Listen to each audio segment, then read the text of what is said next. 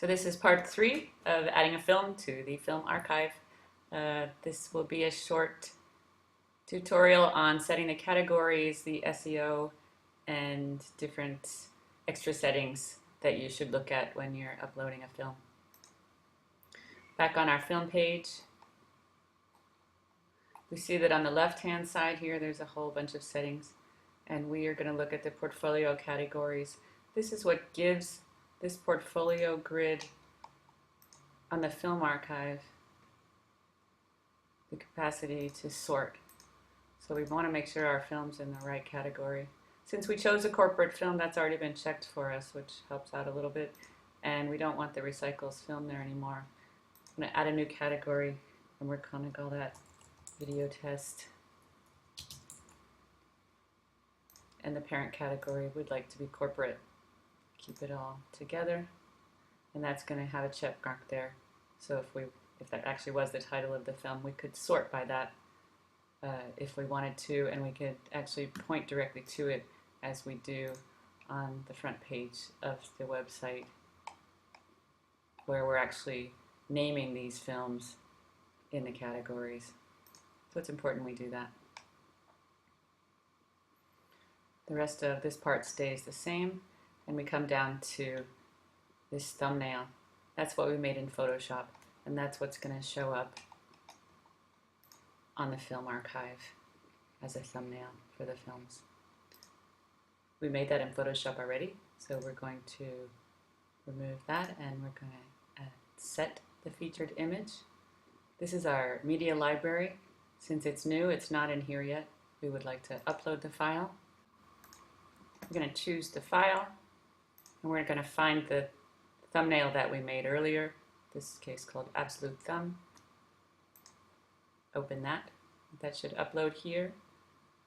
These are the details of the file, including the size. We can double check that. I'm going to take off the category tag and choose that. And that should come right here, as it should. We're also going to look at this uddrag. This is the excerpt, and this is what is shown here underneath all the titles. This grid is set so that the titles and the excerpts are shown. So it's important we set that correctly.